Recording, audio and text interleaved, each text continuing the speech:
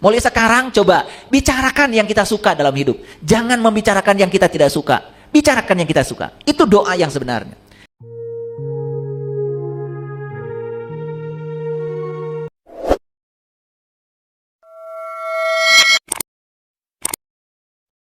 Jadi kalau kita kesulitan selama ini, satu, tanya dirimu. Jangan-jangan itu rezeki yang Allah titipkan padamu hanya untuk dirimu sendiri. Lupa berbagi kepada orang lain. Bahkan untuk diri sendiri saja, pelitnya auzubillah.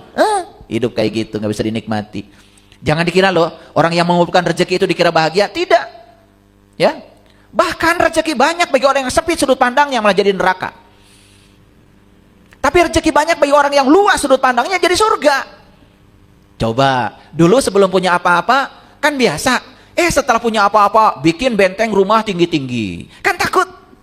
Betul nggak? Kenapa takut? Takut dirampok, takut diambil orang. Karena dia tidak pernah berbagi. Kalau kita berbagi kepada orang lain, semua orang di sekitar kita akan menjaga kita.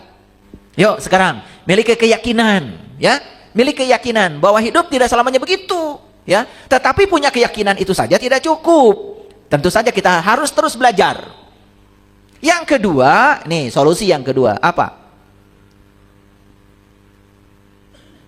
Berikan kebaikan sebanyak-banyaknya pada siapa? Satu, berikan kebaikan sebanyak-banyaknya pada pikiran. Caranya apa? Perluas pengetahuan. Dua, berikan sebanyak-banyaknya kebaikan pada perkataan.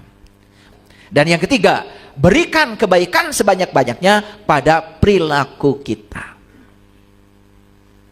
Ini, kalau kita menjalankan yang dua ini, ya Allah, saya sudah cukup berpengalaman dengan ini, ya. Ternyata kegelapan pun secara perlahan akan berevolusi menjadi cahaya. Kan bagi orang kreatif, betul? Sampah saja bisa menjadi sebuah hiasan yang bagus. Sampah itu kan kegelapan. Ketika dengan kreativitas diubah ya secara kreatif menjadi menjadi kerajinan yang menakjubkan. Jadi sebetulnya di semesta ini ya tidak ada yang konstan, tidak ada yang statis, semuanya dinamis, terserah kita sendiri.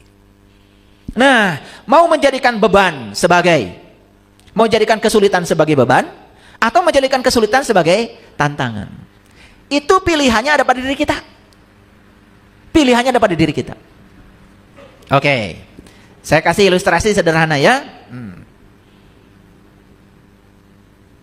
Kalau saya memasukkan garam 1 sendok pada air 1 gelas, kemudian diaduk, apa yang terjadi? Asin. Bisa nggak kita mengambil lagi yang 1 sendok itu dari air 1 gelas itu? Bisa? Susah. Nah, gimana caranya supaya tidak terasa asin? Gimana caranya? Tambah lagi airnya. Tambah lagi airnya. Tambah lagi airnya. Tambah lagi airnya. 1 drum airnya ditambahkan. Masih asin? Apakah yang 1 sendok dari air itu kita keluarkan? Tidak. Yang 1 sendok tetap tinggal dalam air. Tapi sekarang airnya ditambah. Apa yang terjadi? Karena ditambah airnya, yang 1 sendok tidak terasa asin lagi. Seperti itu beban hidup bagi orang. Maaf ya, ekonomi susah. Badan sakit-sakitan. Ya, rumah tangga banyak konflik. Dengan orang lain juga banyak konflik. Negatif semua hidupnya. Persis seperti garam 1 sendok. Gak bisa dikeluarkan. Gak bisa. Karena itu karmamu. Itu datamu. Gak bisa dikeluarkan. Yang bisa dilakukan adalah tambah air. Tambah air. Tambah air. Jadi yang bisa dilakukan adalah menambah kebaikan. Tambah kebaikan pada pikiranmu. Ngaji kesadaran. Kayak gini. Ya. Jadi sesekali ngaji itu ngaji kesadaran. Ya. Saya tidak merendahkan yang ngaji ngapalin ini, ngapalin itu, baca ini sekian kali, nanti utang lunas. Ya terserah itu kalau percaya. Betul nggak? Malah terlalu banyak baca itu bukan nggak lunas, bukan utang lunas. Malah yang terjadi utang tambah banyak, kan nggak kerja. Betul nggak? Kan aneh. Betul nggak? Baca ya rojak 1 juta kali. Ya. Tambah nggak kerja, malam nggak tidur, besok mau kerja pusing, kelayangan, betul nggak? Memangnya duit itu punya kaki? Kan nggak punya. Uang itu harus dijemput dengan tangan kita, betul nggak? Kalau ingin banyak uang, satu, jemput uang itu karena nggak punya kaki. Yang kedua, belajar berbagi, belajar memberi, uang akan datang. Karena rezeki itu seperti ayam. Kalau ayam dikejar, mau ditangkap, susah. Tapi kalau kita menabur beras, ayam datang. Kayak gitu. Jadi kalau kita kesulitan selama ini, satu, tanya dirimu. Jangan-jangan itu rezeki yang Allah titipkan padamu hanya untuk dirimu sendiri. Lupa berbagi kepada orang lain. Bahkan untuk diri sendiri saja, pelitnya auzubillah. Hidup kayak gitu, nggak bisa dinikmati. Jangan dikira loh, orang yang mengumpulkan rezeki itu dikira bahagia. Tidak. Ya. Bahkan rezeki banyak bagi orang yang sempit sudut pandang yang malah jadi neraka. Tapi rezeki banyak bagi orang yang luas sudut pandangnya jadi surga. Coba, dulu sebelum punya apa-apa, kan biasa. Setelah punya apa-apa, bikin benteng rumah tinggi-tinggi. Kan takut. Betul nggak? Kenapa takut? Takut dirampok, takut diambil orang. Karena dia tidak pernah berbagi. Kalau kita berbagi kepada orang lain, semua orang di sekitar kita akan menjaga kita. Kita dijaga oleh mereka. Yang menjaga kita itu cinta kasih. Tidak usah cari ilmu teterak dikadek. Cari ilmu supaya uang ngadek. Itu yang namanya ilmu sakti itu. Jadi kesaktian itu adalah kebaikan kita. Karena kebaikan yang akan menjaga kita. Gak usah pakai pengawal. Gak usah pakai ngiung-ngiung. Gak usah. Gak usah. Semua orang di semesta ini sama pentingnya kok. Sama pentingnya. Jangan merendahkan orang. Jangan karena kita jabatannya tinggi merasa lebih penting dari orang lain. Gak ada pejabat kalau gak ada rakyat. Pagi-pagi semua orang juga sama yang ke kantor. Sama pentingnya. Yang ke pasar sama pentingnya walaupun jualan. Bahkan bagi saya, orang yang tidak baik pun dibutuhkan oleh semesta ini. Betul nggak? Bagaimana kita bisa menjadi orang baik kalau tidak ada mereka? Bukankah kelihatan kita sebagai orang baik ketika kita bisa baik pada mereka? Kalau merekanya tidak ada, kita pun tidak bisa menguji seberapa baik kita. Betul atau tidak? Maka terima semua orang itu apa adanya. Jangan merasa diri lebih penting dari orang lain. Allah itu tidak akan melihat jabatan kita. Allah tidak akan melihat status sosial kita. Allah hanya akan melihat cinta kasih kita. Allah hanya akan melihat seberapa besar cinta kasih kita. Allah juga tidak akan melihat seberapa tinggi Anda sekolah. Allah tidak akan melihat seberapa banyak pengetahuan yang Anda miliki. Tapi yang akan dilihat oleh Allah cuma satu. Seberapa besar cinta kasihmu pada semua orang, pada semua makhluk. Kenapa kita selama ini tumpul cinta kasih kita? Karena kita kehilangan empati. Kenapa kita tidak punya empati? Karena kita tidak pernah melibatkan emosi kita kepada orang lain. Sesekali coba belajar untuk menjadi seperti orang lain. Ketika orang lain mengeluh kepada kita, tempatkan diri kita sebagai dia. Ketika orang lain susah, tempatkan sekali-kali kita menjadi dia. Asah empati kita. Asah empati kita. Itu yang akan kemudian membuat derajat kita semakin tinggi. Empati. Lihat orang lain susah, kita diam dan terus menerus hidup mewah tanpa ingat kepada orang lain. Kita sudah kehilangan empati. Nilai manusia terletak pada sisi kemanusiaannya. Dan kalau manusia sudah hilang kemanusiaannya, bagaimana dia disebut manusia?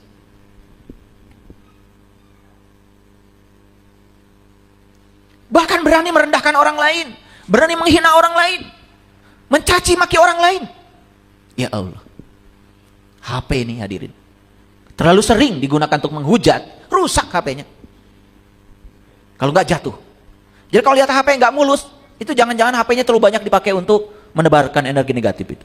Ini hukum alam. Makanya kalau lihat orang perilakunya seperti apa, lihat aja sekarang HP-nya. Bonyok-bonyok HP-nya, itu pasti ada masalah. Saya ngomong, bener loh, serius ini. Karena saya mengamati. Apapun barang, kalau dijaga dengan cinta kasih, dia tidak akan rusak. Sama seperti tubuh kita. Kalau dijaga dengan cinta kasih, kasih makanan yang layak buat tubuh ini. Kasih nutrisi yang bagus buat tubuh ini. Kasih pikiran yang bagus buat pikiran ini. Tubuh ini tidak akan sakit. Dia akan melayani kita. Jadi kalau tubuh sakit, berarti tubuh ini terlalu sering dipakai untuk melakukan sesuatu yang di luar kesenangan sang pemilik tubuh ini. Paham ya? Paham? Oke. Jadi terserah kita. Apakah kesulitan itu menjadi beban? Apakah kesulitan itu akan menjadi tantangan? Semua terserah kita. Makanya disitulah kita harus menambahkan, apa tadi? Menambahkan kebaikan. Makanya cuma dua solusinya. Satu, miliki keyakinan bahwa segala sesuatu pasti berubah. Dua, miliki semangat untuk menambah kebaikan. Pada apa? Satu, pada pikiran. Dua, pada kata-kata. Tiga, pada perbuatan. Tambahkan sekarang kebaikan. Percaya sama saya. Sebesar apapun beban itu akan hilang dengan sendirinya. Sebesar apapun beban itu akan hilang dengan sendirinya. Dan ketika kita sudah tidak merasa terbebani, berlaku hukum alam semesta, like attracts like. Yang serupa akan menarik yang serupa. Nih, jualan kok kusut terus, ya? Modal ditipu terus. Sederhana sebetulnya, karena kitanya masih kusut. Masih kusut, ya. Masih memandang kehidupan sebagai beban, bukan kehidupan sebagai tantangan. Clear sampai sini? Nah, kira-kira itulah judul kita hari ini. Kita akan belajar mengubah kegelapan menjadi cahaya. Kita evolusikan kegelapan menjadi cahaya. Kita evolusikan beban menjadi tantangan. Dengan apa? Tambahkan pada kita kebaikan. Satu, tambahkan kebaikan pada pikiran, banyak belajar. Dua, tambahkan kebaikan pada kata-kata, jaga mulut kita. Tiga, tambahkan kebaikan pada perilaku kita. Tambahkan. Sederhana kok, sederhana. Mau nambahkan kebaikan? Ya, sederhana. Sangat sederhana. Begitu pergi ke apotek, saya pernah menyaksikan seseorang lagi ngitung duitnya 2.000-an. Dia lihat resep, ngitung lagi duit. Dia resep, ngitung lagi duit. Saya bilang sama istri saya, kayaknya dia lagi bingung. Dah, ambil resepnya. Saya bilang. Ambil resepnya. Mohon maaf ibu, boleh nggak resepnya dipinjam? Dah, sampai. Keluarlah tuh. Sekian harus bayar. Bayar. Begitu mau pulang, obatnya sudah diterima. Jangan nanggung kalau nolong orang. Kasih ongkos. Nangis tuh meluk saya, meluk istri saya. Dia tidak menyangka akan ada kejadian seperti itu. Coba, bisa nggak merasakan kebahagiaan saya saat itu? Uang saya tidak seberapa dibandingkan kebahagiaan yang saya lihat dari sorot matanya orang itu. Dia mau ngasihkan uang 2.000-an pada saya. Aduh, kanggo ibu mangga canak. Itu empati namanya. Empati. Coba belajar. Belajar menempatkan diri di posisi orang lain.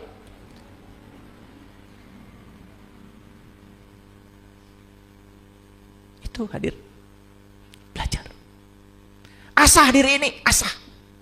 Kalau kita dapat berkah, rezeki berlimpah, hati-hati, bukan untukmu. Itu titipan dari Allah, titipan. Akan dihadirkan orang-orang yang datang kepadamu untuk minta tolong. Tolong mereka.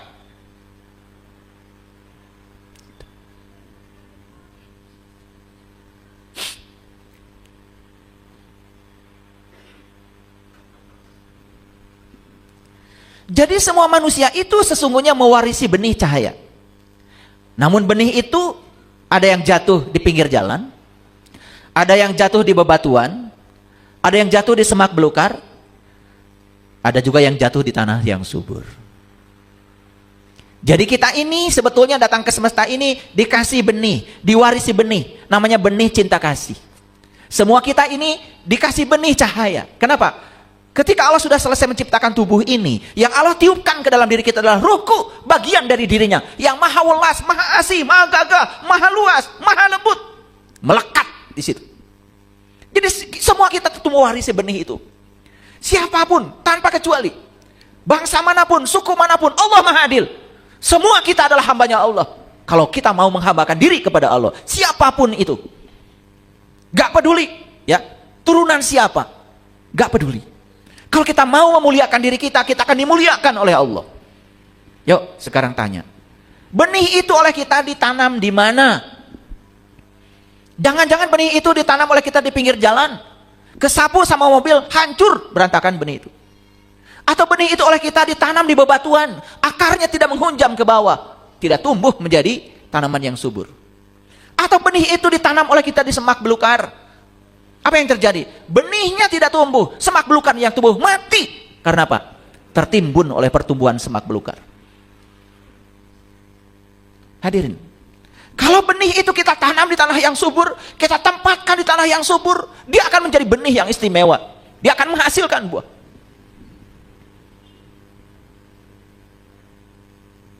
Ada yang pernah menanam pohon di sini? Ada? Siapa? Acungkan tangan. Nanam pohon apa? Pak Yos? Mangga? Sudah berbuah? Belum. Ada yang sudah nanam pohon dan berbuah? Nanam pohon apa? Pohon? Nangka? Sudah berbuah? Sudah. Nanam pohon nangka, buahnya nangka. Gak mungkin buahnya mangga. Tidak mungkin buahnya pete. Oleh karena itu, ketika habis nanam pohon mangga, siap-siap pasti panen nangka. Betul? Setelah nanam pohon nangka, panennya adalah nangka. Diambil tuh, begitu tua diambil. Begitu tua diambil. Begitu tua diambil. Begitu tua diambil, lama-kelamaan habis gak buah nangka? Habis. Seperti itu. Kalau kita nanam sesuatu, nanam kebaikan, siap-siap kamu akan panen kebaikan. Kalau kamu nanam keburukan, kamu juga akan panen keburukan. Makanya saat panen, tanggung jawab. Ini buah tanaman saya. Petik aja terus. Petik terus. Petik terus. Lama-kelamaan habis. Betul atau tidak? Jadi semua yang terjadi dalam kehidupan kita hari ini, itu adalah buah yang sedang kita panen, akibat kita yang menanamnya. Belajar bertanggung jawab. Dan kita tidak mungkin menghindari. Saya menanamnya nangka. Saya pengennya duren. Gak mungkin. Gak mungkin. Nah itulah ketidakpuasan dalam hidup selalu lahir dari keinginan. Ulangi ya. Ketidakpuasan dalam hidup selalu lahir dari keinginan. Selalu tidak puas pada orang. Kenapa? Kita ingin setiap orang seperti yang kita mau. Begitu orang tidak seperti yang kita mau, kita tidak puas. Lalu menolak orang itu. Betul Pak tidak? Mau sampai kapan? Keinginan itu gak ada akhirnya hadirin. Gak ada akhirnya. Yuk sekarang kita tanya. Kita tanya ya. Jujur ya. Nah, kita diwarisi benih cahaya. Kita diwarisi benih cinta kasih oleh Allah saat kita datang ke semesta ini. Tumbuh apa tidak benih itu? Tumbuh apa tidak? Subur apa tidak? Mungkin tumbuh, tapi karena nanamnya di bebatuan, akarnya tidak menghunjam. Mungkin tumbuh, cuma nanamnya di semak belukar. Mungkin tumbuh, ya, tetapi salah nanamnya. Tidak di tempat yang subur. Akibatnya nggak panen-panen. Apalagi nanamnya pinggir jalan. Sebentar juga kelindas mobil, apalagi ke bawah angin, betul apa tidak? Nah, sekarang tinggal tanya, kenapa ya benih itu pada orang lain tumbuh, kok pada saya tidak tumbuh? Satu masalah kita. Masalah kita adalah sempit sudut pandang, kata-katanya selalu negatif, perbuatannya pun selalu negatif. Itu doa kita. Ya. Paham sampai sini? Oke, kalau paham lanjutkan ya. A'udzubillahi minasyaitonirrajim. Bismillahirrahmanirrahim. Ini Quran surat Rum. Ar-Rum ayat 19. Surat ke-30 ayat 19. Yukhrijul hayya minal mayyiti wa yukhrijul mayyita minal hayy. Ya. Wa yuhyil ardo ba'da mautiha wa kadzalika tukhrazun. Ngerti apa tidak? Nah, karena enggak ngerti saya terjemahkan. Yukhrijul hayya minal mayyiti. Dia mengeluarkan yang hidup dari yang mati. Awas. Jadi yang hidup itu dikeluarkan dari yang mati. Ngerti apa tidak? Ngerti apa tidak? Kalau nggak ngerti saya jelaskan. Nih. Ada pohon, daunnya asalnya hijau, berubah menjadi hijau sekali, dan lama-kelamaan kuning, dan kemudian daun itu jatuh. Datang nggak sirung yang baru? Datang. Gitu gampang kok. Betul nggak? Begitu ada yang mati, pasti ada yang hidup. Gitu. Itu sehari-hari kok. Nggak usah pusing. Makanya itu pentingnya kita belajar sains. Makanya orang-orang bijak mengatakan, daun kuning yang jatuh itu tidak usah disesali. Karena besok juga akan jadi daun muda yang tumbuh lagi. Gimana proses alamnya? Ketika jatuh dia akan jadi membusuk. Membusuk akan jadi humpus. Setelah jadi humpus kan diserap akar. Betul nggak? Tumbuh lagi kan yang baru. Itu yang dikatakan ya Allah mengeluarkan yang hidup dari yang mati. Paham? Jadi yang hidup itu dikeluarkan dari yang mati. Belum jelas? Saya tambah lagi. Banyak gak di bumi ini yang sudah mati ribuan tahun yang lalu? Jutaan tahun yang lalu? Ya, kemana mereka tubuhnya? Kan menyatu dengan bumi. Betul? Betul? Kan di tanah yang kita tanam itu, kita nanam singkong, nanam jagung, nanam padi. Kan kita juga tidak tahu.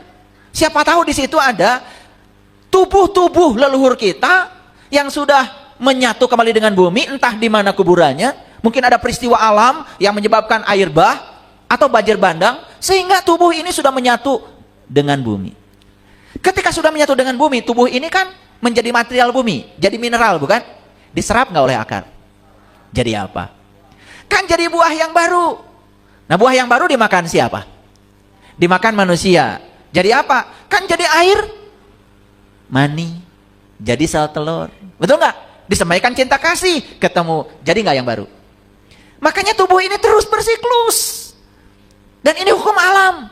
Anda mau yakin, tidak yakin, hukum alam akan berjalan. Tidak bergantung keyakinan Anda. Bahwa siklus kehidupan sudah jelas di mata kita terjadi. Betul nggak? Betul Pak? Cok, kita pikirkan lagi. Ya, Bapak Ibu. Ya, semua material yang hidup, yang pernah hidup, kan pasti akan kembali ke bumi. Betul nggak? Nih, saya kasih tahu. Tubuh kita ini sama nggak dengan tubuh orang tua kita? Sama. Kan tubuh ini satu sel dari ayah, satu sel dari ibu. Berarti tubuh ini leluhur bukan? Leluhur, ini leluhur. Jadi kalau kita menghargai tubuh kita, sama dengan menghormati leluhur kita. Jarahi tubuh ini. Gimana caranya? Urus, pelihara, kasih yang pantas buat tubuh ini. Kasih baju yang bagus, kasih makanan yang bagus. Betul nggak? Ajak piknik. Diam aja. Mau piknik lebar. Rajin piknik nampar samak. Ya Allah. Kalau mau piknik jadi orang kaya. Nginepnya di hotel sekali-kali. Betul nggak? Makanya di restoran. Piknik mekel. Sare di mobil. Ya Allah, asup angin. Padahal duitnya ada. Karena kita tidak memataskan diri. Lebar. Tuh. Makanya bagi orang sempit sudut pandangnya, rezeki banyak pun tetap menyusahkan. Komo atau boga duit. Betul nggak?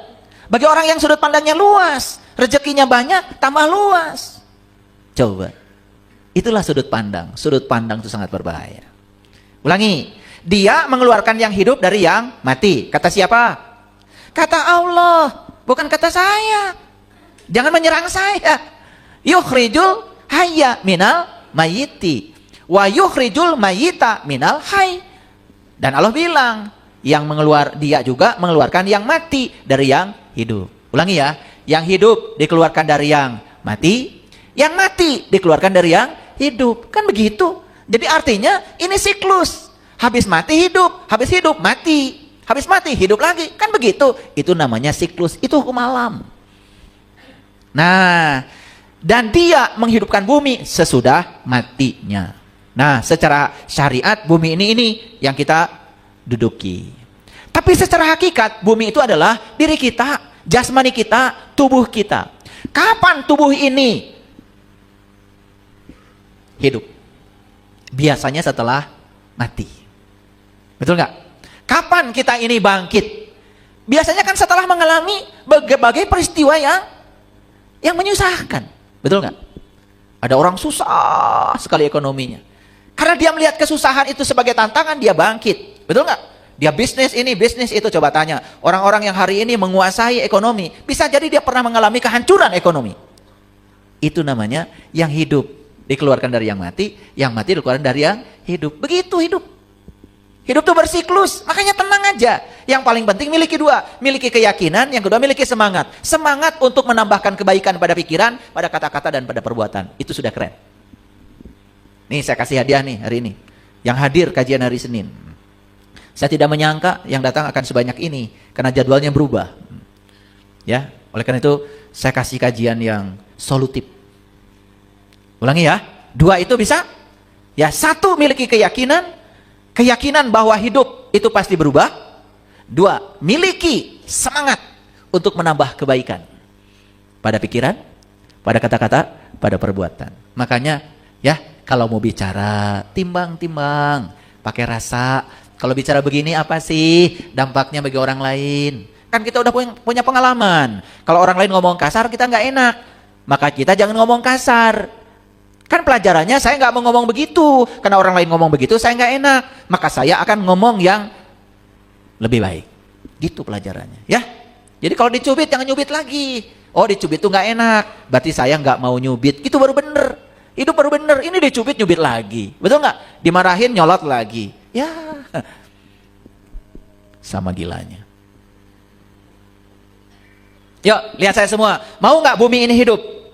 Mau nggak bumi ini tumbuh subur? Oke, kalau bumi ini tumbuh subur, yuk kita sekarang miliki dua. Miliki keyakinan, miliki semangat.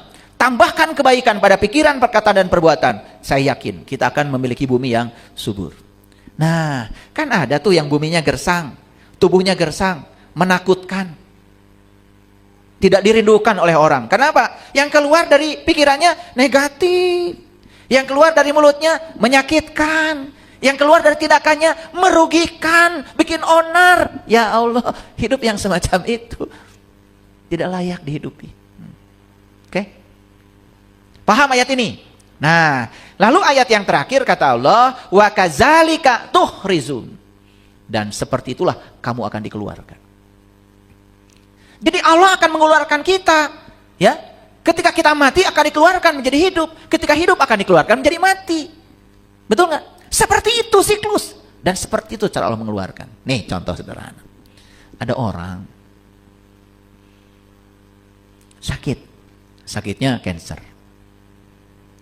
Setelah ikut pelatihan dengan saya, kemudian saya tanya, gimana pelatihan hari ini? Senang? Senang. Gimana kesadaranmu hari ini?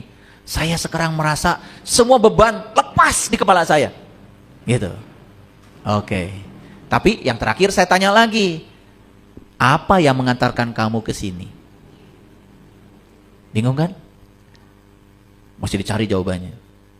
Udah mikir lama baru terjawab. Oh, yang mengantarkan saya ke tempat ini ternyata sakit saya. Bukankah sakit yang mengantarkan kamu ke tempat ini? Bukankah sakit yang membuat kamu jadi berkesadaran hari ini? Itulah, setelah bumi ini dibuat mati, maka akan dihidupkan. Kalau kita sadar. Karena semua kebangkitan selalu berasal dari keterpurukan. Itu yang disebut dengan mengevolusikan kegelapan menjadi cahaya. Paham ya? Oleh karena itu, gak usah risau kalau hari ini kita banyak kesulitan. Yang paling penting, jangan dianggap kesulitan sebagai beban. Lihat kesulitan sebagai tantangan. Supaya kita tambah pinter, tambah arif, tambah bijaksana, tambah luas sudut pandangnya. Karena dengan cara itu Allah mendidik kita. Clear sekarang? Yuk, sekarang jangan serakah pada yang kita ingin. Jangan menolak yang tidak kita ingin. Dua-duanya bagus bagi kita kalau kita bisa mengolahnya dengan sudut pandang yang tepat. Sampai sini paham? Paham apa tidak? Kalau nggak paham, acungkan tangan boleh. Kalau nggak ngerti, saya ulang sampai ngerti. Keluar dari sini, kesadaran kita harus berubah. Stop serakah pada yang diinginkan. Stop menolak yang tidak diinginkan. Terima dua-duanya dengan cara yang sama. Wajah kita akan bersinar. Cantik dari dalam, ganteng dari dalam.